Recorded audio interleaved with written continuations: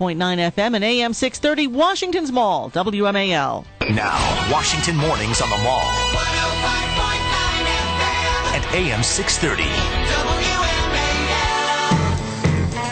8:36 on WMAL, where Washington comes to talk. Brian Wilson in today. Larry O'Connor still taking some time to be with family. Tori Clark is in the house today. On the line, Byron York from the Washington Examiner. Tori, kick us off. Hey, Byron, thanks for being with us this morning. And you're going to be the smart person today who reminds us of big, important things that are going on that we're missing because Brian and I are obsessed with Powerball. So, in a political sense, people are also understandably focused on the fiscal cliff negotiations and what's going to happen between now and December 31.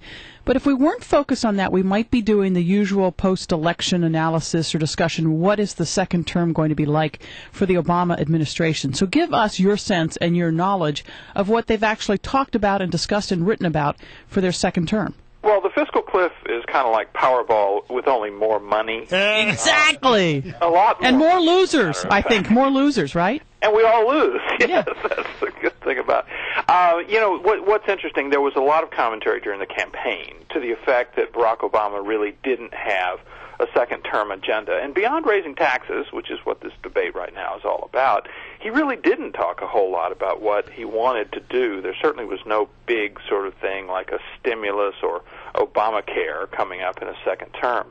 But the interesting thing is the president's most liberal followers really do have a second-term agenda. They want to see him do all sorts of big things, and they're going to be trying to pressure him to do that. A new article came out, liberal magazine American Prospect, which basically laid out an agenda for the second term, which is one, turn Obamacare into universal single-payer federal health care. Two, change the way 401ks work, have a universal 401k so that everybody has one, and also have the government kind of take over this huge pool of 401ks that already exist. The rationale being that upper income workers are the ones who usually take more advantage of 401ks than lower income.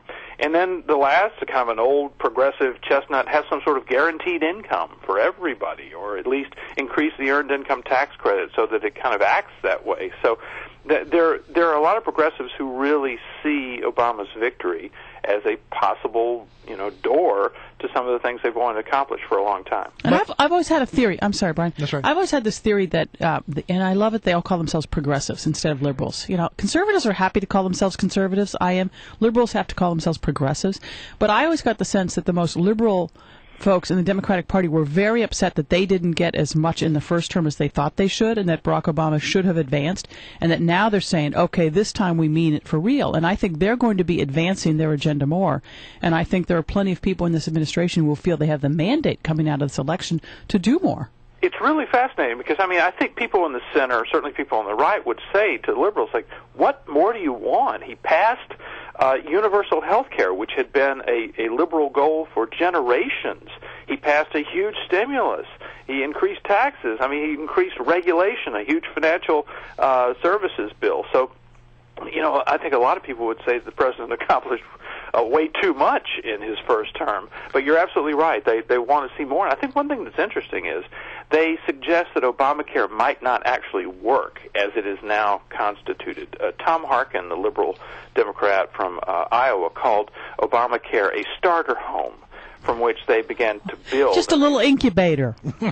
Remember that fight over the public option about how having the federal government offering a health insurance plan for everyone, and I think most people believed the public option would eventually kill all the other private competing plans, and then bingo, we have single-payer health insurance. They want that public option to be put back into Obamacare.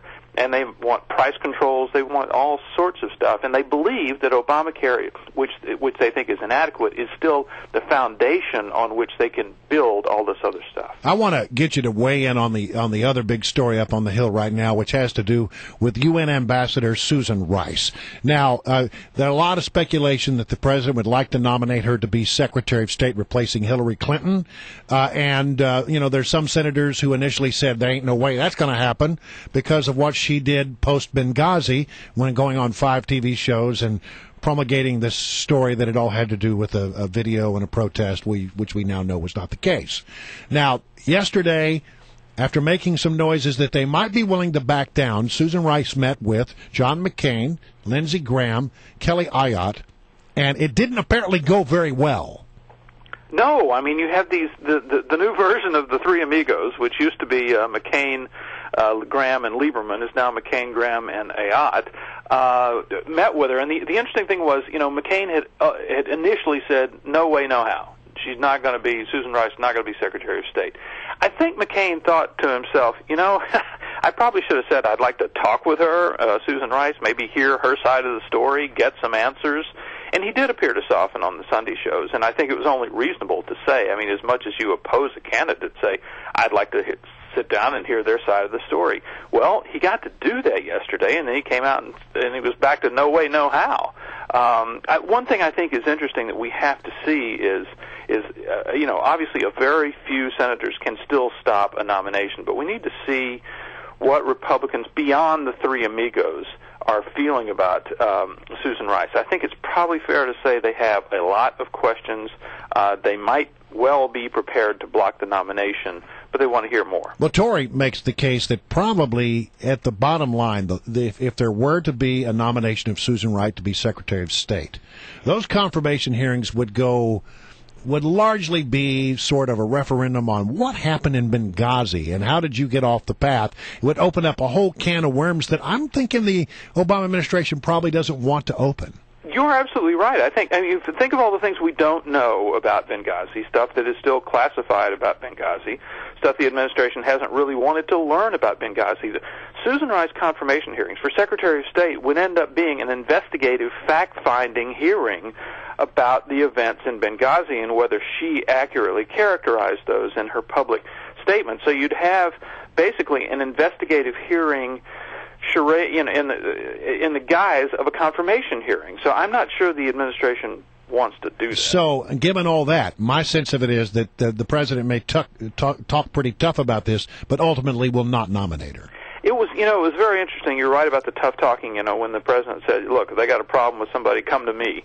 It did sound kind of tough, like he was in a Western or something. But I should go back and look up who said this, because somebody said at the time when the president had those very angry words at the press conference, he was angrier about criticism of her than he was of the deaths of the 4 Americans in Benghazi.